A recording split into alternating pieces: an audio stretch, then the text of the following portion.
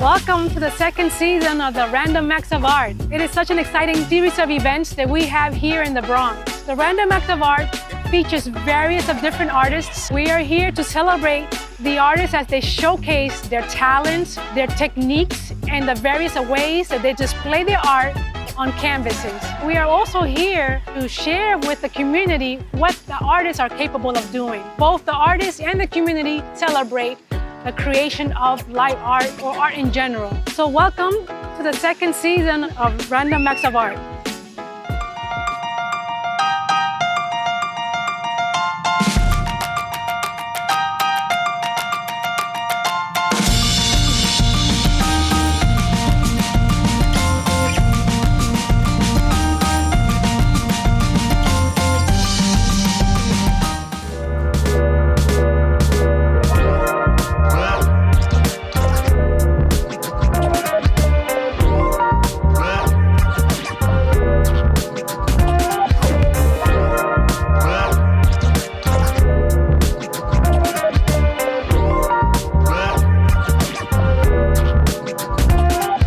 My name is Gary Camp, and I live in the Bronx.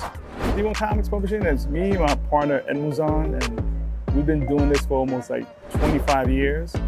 So we've been publishing independent books, coloring books, art books, anything that has illustration, we've been doing it. So now we have a studio at Create Hub, and now we have a collective of artists that we work together. We do murals, and I'm an educator as well. So we teach, we paint, we draw. But as far as publishing, we have a shared universe that we created of multi-diverse characters. And we've been doing this almost 20 years ago before it was cool. So we had every type of character. So, we black, white, Latino, Asian American, doesn't matter. So we just have these interesting, stories that relate to people from the neighborhood. And we also have a Bronx-based superhero universe called the Bronx Age. And then we also have urban hip-hop comic books. Also, we're doing for the 50th anniversary hip-hop, along with Bronx Native. We're doing a collaborative book that showcases every rapper from the Bronx, or MC, rapper, DJ with a quote.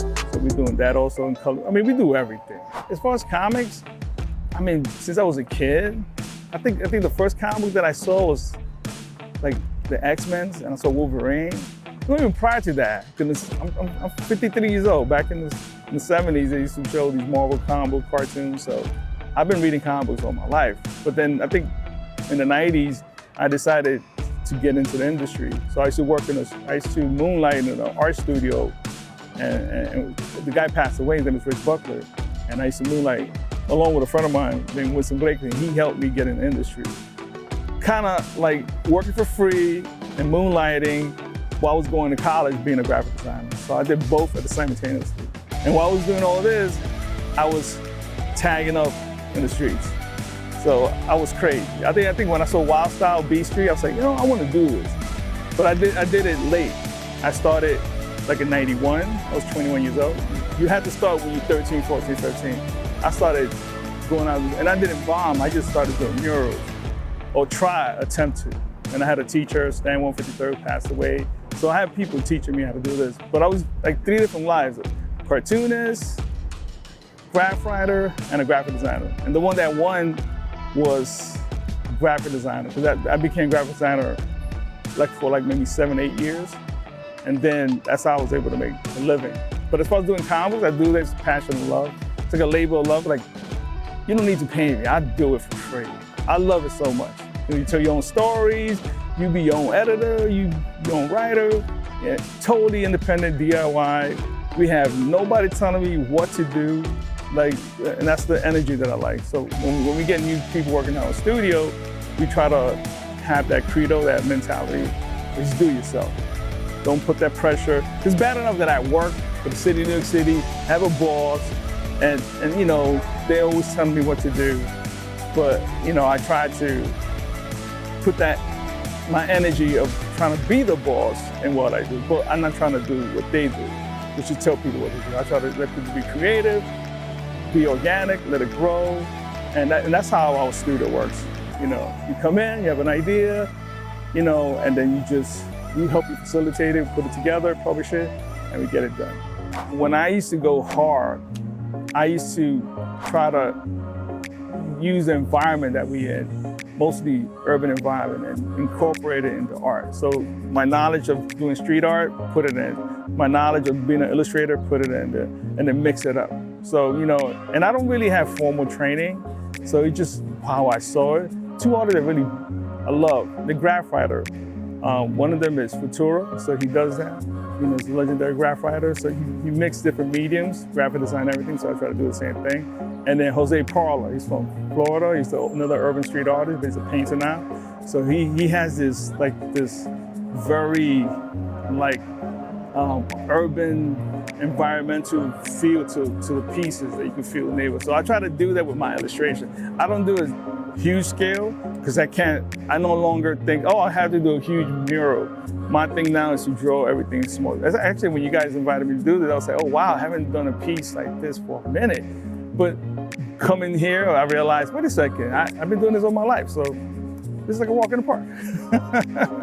So that's basically what I'm going to attempt to do today is going to be like a self-titled image.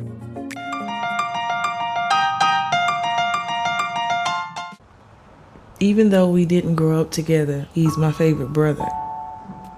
Hey, sis.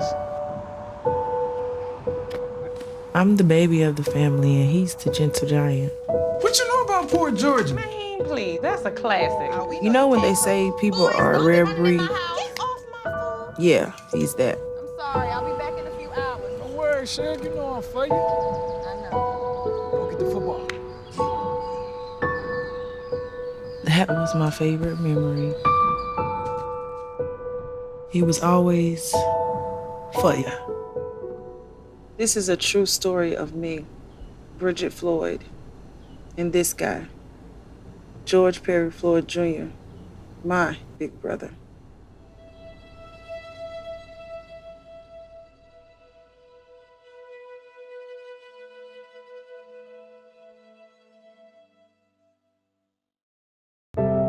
One of the deadliest mass shootings in U.S. history at Post nightclub in Orlando. Walking into the building for the first time after the shooting, it was crippling, but it had to be preserved. If you're an ally of this community, speak out.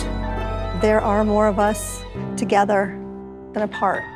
It is the power of love in its rawest form.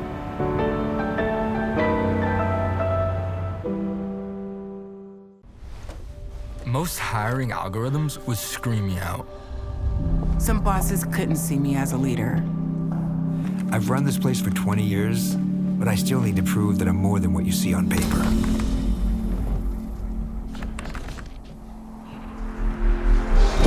I've been writing code as long as I've been able to reach a keyboard. This is what I do. It's second nature for me, coordinating 100 details at once. The way my mind works, I have a very mechanical brain. I sold them on my skills. You gotta be so good they can't ignore you. My magic is analytics and empathy. That's how I'm getting clients. You have to have the confidence in yourself to show up and defy the odds. I am more than what I am on paper.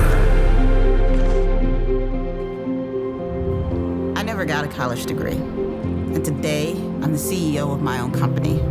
People want to tell me I'm one in a million, when actually I'm one of millions. Stars are all around us. It's time for them to shine.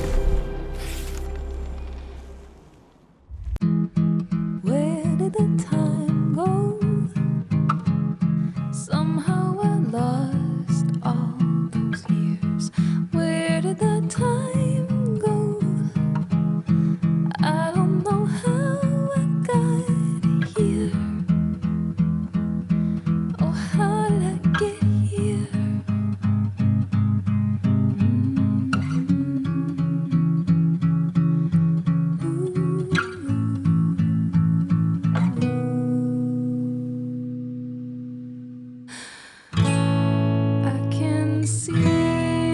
You've done the hard part. You quit smoking. Now do the easy part and get scanned for lung cancer. If you smoked, you may still be at risk, but early detection could save your life. Talk to your doctor and learn more at savedbythescan.org.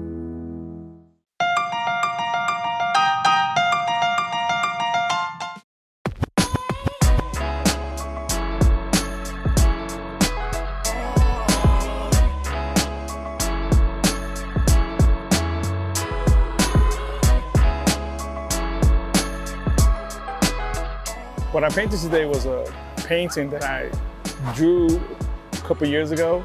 It's a self-titled piece that I call Open Air. And that piece, I decided to do it bigger. The piece is basically about me growing up in South Bronx as a kid. So it's like a throwback piece to back in the 80s. And what I did is just like, it reflects the time and the environment that I was living in back then. So the piece is like, has basic colors. I didn't want to make it too colorful. So it reflects the time and environment of back in the 80s. Kind of gloomy, aggressive, violent time in New York City, in the Bronx. But at the same time, I decided to add some colors. And it also reflects the different aspects of my life, from doing graffiti, from doing fine arts, from doing cartooning, doing comic books. So it has a combination of all the different styles that I do. And also, I did it under 3 hours. So I was able to tackle it in time. The tone is like monotone colors. The original piece is brown. Here it came out kind of greenish, but still it's like a very dark, I could say depressing color, but at the same time I'm trying to not make you depressed with the piece. So what I did, I just decided to brighten it up with some white and then put some blue and then just like give it a little hope to it. For me, it's therapeutic. It makes you forget everything. When you draw, when you paint, when you illustrate, do music, whatever, any form of art, you escape. So you kind of give yourself some downtime and create your art. But as far as for others, if they see this piece, they might either reflect on their life or they might see something beautiful. They might even see something that I haven't seen in it. For me, it was like a dark part of my life growing up in New York City, Bronx. Others may be something enlightening. I wouldn't know. I guess it affects people differently. Being young, possibility endless. As you get older, it's not that easy. But then again, it could work either way. There's people that I know who are in their 60s who started to paint and draw. I guess everybody has an inner artist. You just gotta know how to tap into it. So it depends on every level, but I would just say, just do it. Like, why stop? Life is too short. Just do it.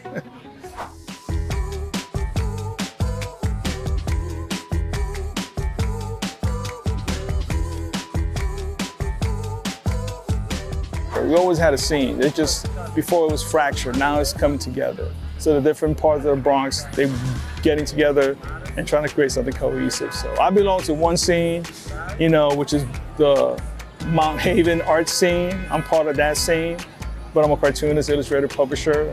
I do all that stuff, but I rub shoulders with people like Crash, all the, like Wayne, all these big time graph writers, I know cartoonists and painters.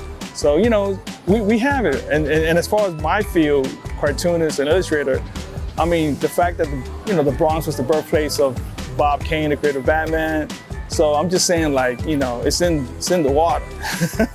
So, I'm glad to be part of it. They could check me at IG, Gary Camp, and then also C1 Comics. And then also C1 Comics, C1 Studios also. So it's those three different, the comic book, the studio, and myself.